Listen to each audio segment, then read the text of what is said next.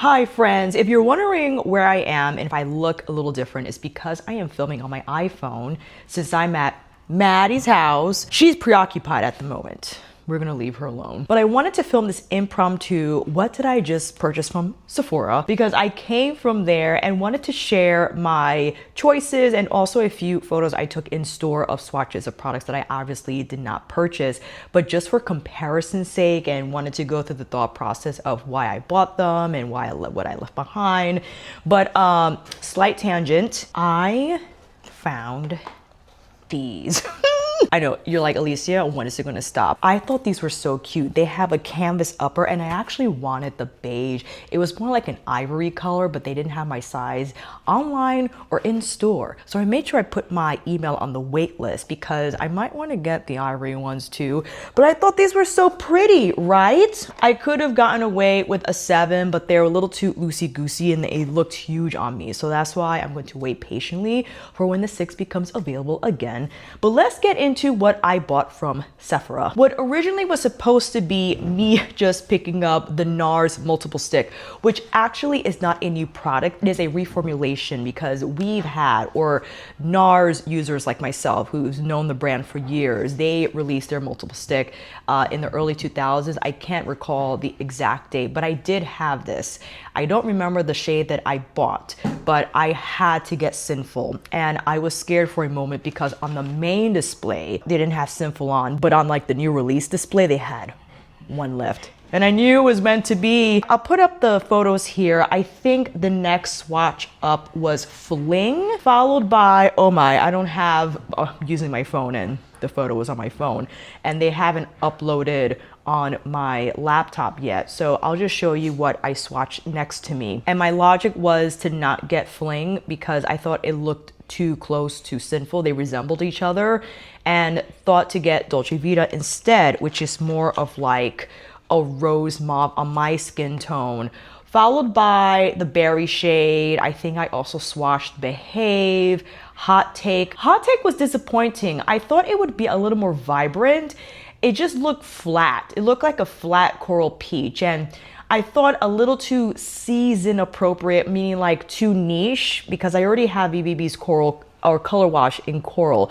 So I think that kind of fulfills my coral needs at the moment and why I had to pick up Sinful, because Sinful, in my opinion, besides Fling, like the most beautiful out of all of them, because you know why, is the terracotta shade. And I thought it was just lovely and happy to have purchased both. Then I saw, okay, let me just start from the top. I will purchase the Dior limited edition caps in both bold black and shocking pink.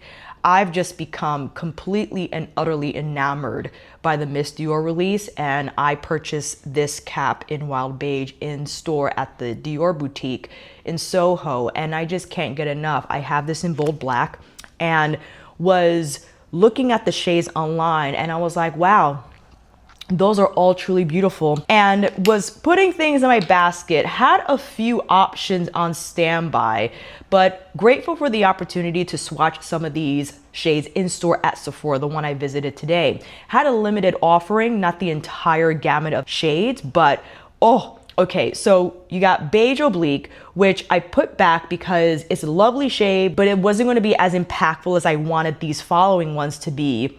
Dior Canage. Dior Canage online, my apologies, I'm looking down at my laptop so I can grab the shade and also the photo of the shade. And I'm gonna pin my hair back because it's getting hot. When you see Dior Canage on the models here, it's giving like a beigey brown, but on the swatch on my arm, it was more like a caramel brown, and I was like, oh, because that's the one I put back. I had 4 shades in my basket and I was like, you need to calm down. If you're hearing the panting, is Maddie in the background, my apologies. So now I have my eye on Dior Canage 716. 871 is the shade I picked up, D-Dream.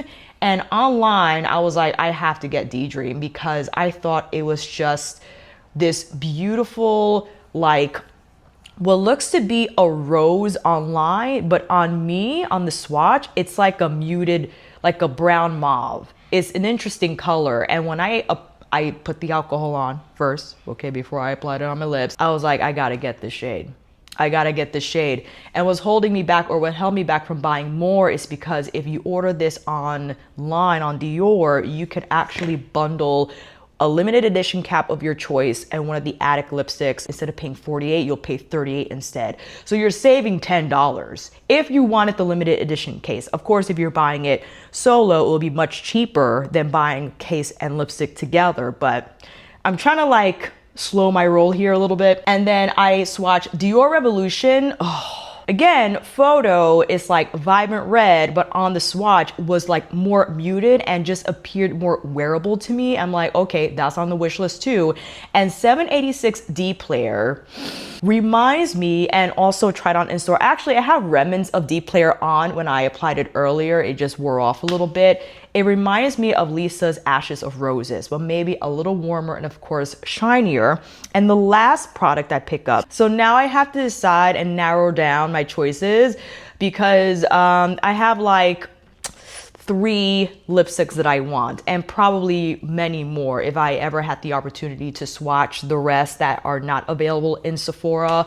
My goodness, I have just completely fell in love with the Dior Addict Hydrating Shine lipstick formula. It reminds me of Suku's Moisture Glaze formula. I classify them as similar hybrid lipsticks with that light touch of color, a little more than a light touch. I think an ample serving of color that's just accessible and easy to wear, easy to apply. The silky application is just beyond buttery and is satisfying to not only apply but to wear. And the last item I picked up, because if you don't know and don't follow already, Sea Salt Waves on Instagram, fantastic feed where I think she truly amplifies the products themselves with her close-up shots and the slow-mo, and again just makes it for a fantastic experience for any beauty enthusiast. And she was speaking about the Armani, the Giorgio Armani Eye Tint Longwear Luminous Liquid Eyeshadow, which she highly praises, and was comparing it to the Makeup by Mario Master Matte Cream Liquid Shadow, or just cream shadow. And I think Sea Salt Waves favors this one more. She absolutely loves this formula, and I was like, okay, well, if she says she loves it, then I'm sure gonna love it too. I picked up Sandalwood. I swatched this on a sample in a different Sephora. They didn't have it, but this one did. I think it was like the only one left, and my goodness, this kind of looks like, isn't this pretty? I feel like it would just be perfect as a one and done moment. So we're gonna try that on today. And lastly, this Sephora also carried the new Armani tints. And I swatched the following. I'm gonna pull up the product page now so I have the exact shade name. Whoa, what was that? Specifically the Armani Golden Hour 24-Hour Lightweight Skin Tint. I swatched here, I believe, M4, M5. M4 is the medium neutral peach on the top, and M5 was the medium warm golden. And I know it's a tint, they're flexible in nature, so you're not going to find your exact shade, but it's kind of a crazy jump in terms of undertone, because the M4, and I couldn't grab a sample because for some reason Sephora's in malls aren't allowed to give out samples. I don't know. If I do find the tint in another location that does do samples, I'll make sure to grab it then. But I guess I will go with M4 because it is like a dead-on match, but I'm afraid it will have me look too dull. Like dead-on matches tend to do that. But I actually have a little bit left of, I tossed them on. I have the M5 on this side, but I wiped off M4 from this side because I was like, I don't know, man. But M4 might actually have to be it because it does match the rest of my face. But for now, I wanted to prep the skin before we head into the NARS sticks. Going in with my trusted and beloved Givenchy Glow Serum Foundation. All I need is one pump, and that does what I need for it to do. It's probably one of my best matching foundations I have in my collection. And what I enjoy mostly about it is the ease of application and wear. It's comfortable. It feels lightweight. It could feel, not that it feels heavy, but it doesn't stay long on super hot days for obvious reasons. It's skincare heavy in the formulation, so not developed to withstand hot, humid conditions, but when it's reasonable out and not deathly hot, I'll still apply it because I consider this to be, although labeled as a foundation, it still has a lovely tint quality to it, which I think just hard to come by with foundations nowadays, or maybe not, because a lot of them do have, or a lot of brands are infusing skincare in many of their complexion products now. So naturally, I think that impacts the coverage a bit, where it settles in the more of like the light to medium realm. But this is perfect for me in terms of like the coverage and the undertone and everything else. And what you're seeing me do now is exactly what I did for my foundation on that photo I posted on the community board, like my 5-minute makeup look. And I'm using the same exact brush. I just plopped on the Burberry concealer in 85MC. The Givenchy is in 4.5N. That is my shade match if you are a skin twin. And yeah, that is what happens when I only have 5 minutes to do my makeup. And I know I don't have to apply brows, but I do just want to fill them in a little bit, just a little bit here on the front. Actually, they're pretty good. This side though needs a little bit of filling here on the front, and I'm using my iPhone as a viewfinder because I could use a mirror, but this works out. Ugh, I can't wait to try these sticks. We got to do Sinful first. Okay, we'll do a swatch. I also wanted to grab the product description just so that we can set the expectations, right? Okay, the multiple soft blur. So this is, I think, in a similar category as the recently released, well, not released yet, I was able to get it at the Dior boutique, the Dior Forever Blush Soft Filter. So they both have like a blurring effect on the skin. And let me scroll down. A new reimagined formula of NARS's iconic multi-purpose stick with vibrant, versatile shades for cheeks, lips, and eyes. So we could put it all over. And again, I purchased the shade Sinful. I also swatched Trance the Violet Orchid, which reminded me of Pretty Glow from Charlotte Tilbury. But when it comes to orchids and lilacs, I think skin tones like myself have a slight advantage when it's not blurring, where there is a little more of a pearl effect where you could get away with it as like a highlighter as well. Okay, Sinful is described to be a brick red. So here is the stick, here is the shade. How long we got with this? 12 months, all right. So this is Sinful. Oh my gosh. Okay, we could go about this in several ways. Direct application, but I like to go back of hand to warm it up first, okay? And you know what we're going in with. Sonia G's mini buffer, and just take that. Oh, I love it already. This actually, I brought it. We can see right now. How does it compare to Sochi's Copper Spice? I don't know, man. Listen, it said brick red. I called it a terracotta. I technically consider this to be the most terracotta leaning shade in the NARS Multiple lineup. It might not be a traditional terracotta, so that is a misrepresentation on my part.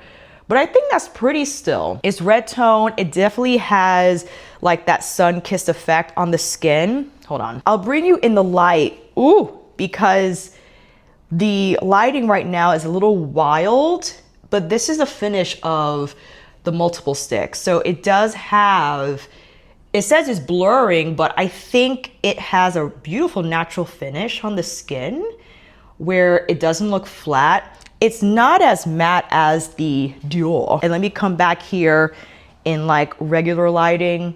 So if I were to wear this with the Sochi, it will probably look more red than terracotta. I'm still happy that I purchased it though. Let's go into Dolce Vita. Is a dusty rose, or dusty mauve? Dusty rose. Let me see. Am I a liar? Hold on. A dusty rose, and reminded me of Dior's Peony, right? So I picked this one up as well. And here is what it looks like fresh out the stick. And we could swatch what that is. So I thought this was pretty as just something different, because again, Fling is described to be on here as a watermelon pink. And I wasn't sure if you would be able to detect the difference, right? It will kind of look what's going on now with Sinful. But let's check out Dolce Vita. And I have my little towel here on standby to release these Sinful pigment from the brush so there's no color interference. And we're gonna toss that. Oh, that's pretty. See, I knew Dolce Vita would be pretty. You can't go wrong with this type of a shade. You know, this is like a default shade for me where I could just throw on and not think about it. And I love the texture of the actual stick. There's no fragrance, it's smooth, it applies evenly. It's just a seamless experience. I like it a lot. A lot. And I could only imagine also, I know I demonstrated with a brush that you could tap on color as well. So if I were to visit the first side again and go in with a little more color, I most certainly can make that happen. But, ooh, this is a lot of pigment. Not bad at all, my goodness. I rather use a brush because I think it'll have like a more even application of color. And also I have the tool, right? If I, though, was in a bind and I had to use my fingers, for sure I could get away with a finger application and be okay. But that's not too bad. And I can do the same thing here with Dolce Vita. So if you're my skin tone and you're wondering which one to get, because I know it's hard to choose from online photos sometimes, despite the brand's efforts to provide as many examples as possible, sometimes you just gotta try it on and figure it out, you know what I mean? Oh, that's pretty. I like how that looks. Dolce Vita is pretty. I think is actually easier to wear than Sinful because Sinful like packs a lot of punch, but I like it for that reason. Now I have to try on this color. Oh my God, D-Dream, shade 871, which is just, oh my gosh. I know it's cool toned. Should I wipe this off? Is it gonna interfere with the color? I'm in trouble. I am in trouble. Why in the world did I try the Dior Addict Hydrating Shine Lipstick formula? Now I want all of them. This is, hold on. Let me take you back into the sun. Take a look at this side at Dolce Vita. It looks smooth. And there's like, this I think is due to the glow serum, which is why I adore that formula from Givenchy. It's just, the finish on the skin is impeccable. And again, you have Sinful here on this side, but this lipstick, I'm so happy. I'm gonna cry. D-Dream, you have to get it. If you like the shades that I usually gravitate towards, if you've seen my recent videos and been, you know, looking at the lipsticks that I chose, you gotta get this color, my gosh. And what's crazy is that online, it doesn't look like this online, okay? And lastly, let's try the Givenchy eye tint. I'm dying to do so. Where'd it go? Okay, first, let's take a swatch of Sandalwood right here. Oh, I know I already applied some multiple on the eyes because that's what I like to do sometimes. But let's just take it here on the lid. I'm gonna lightly tap. So this appears to be like my lid, but a better and more even color. Ooh, but it's so soft. It's just the right amount of shading, in my opinion, because Sienna from Makeup by Mario, I love. I think it's a great color. It has like that toasted haze effect on my eyes, which is what I was looking to achieve with that shade. But Sandalwood is pretty. It almost has like, I don't want to say pink. It's like a warm beige shade. The application, my goodness, I'm using a finger and it is beyond easy to apply and blend. It is even, it naturally diffuses as you tap. My gosh. Oh, that's pretty. I know it's not a lot and it is expensive for a color that just gives enough, but I think that's incredible for like minimal looks like this, where I don't necessarily want like a dedicated shadow on the eye. I just want my lids to appear even with a little bit of color, and then we could follow up with the Pradascope, you know what I mean? I can't get over this lipstick. It is phenomenal. You could probably see a little better here in the sunlight. And the lipstick looks red in the sun. But when we step out of it, it's giving like more rose. Isn't that interesting? This is a very dynamic video.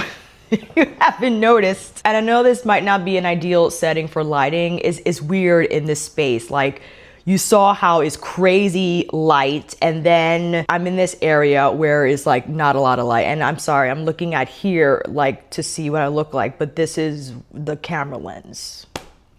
Should we just finish the look? I feel we gotta apply some mascara. And yes, we are going in the no other, what am I doing? Well, I was thinking I can apply Pradalines Wood, because this is actually the route I would take for a minimalist kind of situation. I'll toss on Sandalwood from Armani, but I will actually go with a liner. And this is the Pradalines in Wood. I also have it in the burgundy, as well as like that taupey, like, I forget, it's not a charcoal per se, it's like a smoky color, but Pradalines Wood has just been like my ultimate go-to choice for that shading along the lash line. That's just enough to create a little more contrast.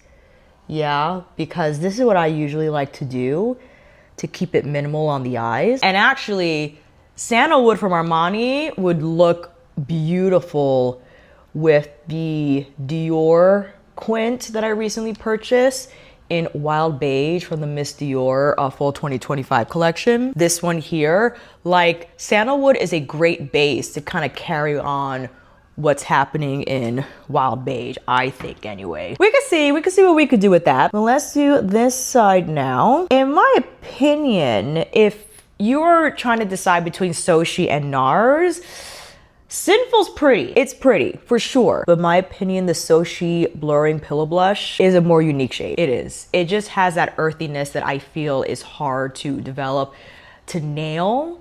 And boy, did Sochi did it. And when it comes to terracotta hues, where there are many in the market, like each brand has their interpretation of terracotta. And although Sinful, again, I classified it as terracotta, but it is technically not. It is, as they say, a brick red, but on here, on the monitor, it doesn't look as muted like a brick red does. It looks a little vibrant. It reminds me actually of the MAC strobe blush that I purchased back in the spring. I forgot I think it was unsweetened. That is what Sinful reminds me of. All right, so if we were to kind of spruce up what's going on the eyes, I would actually leave this as is. I think it's so pretty. Sandalwood is so pretty on its own. It's just giving the right amount of... But if I were to invite a shade from Wild Beige, I would say the pink will look nice on the inner corner, just for a little bit of like that light rose touch of highlight. In my opinion, and yes, I do have shocking pink in the basket, big surprise. From the ones that I do have between Wild Beige and Bold Black has more shine, 100%. And you know, if you're looking for that effect, if you're looking for higher shine and reflectivity, and you were deciding among the two, because I don't have shocking pink yet, and I didn't swatch it either in store because I was afraid that I would fall in love and walk out of there with 3 quints. So that's why I kept it at 2.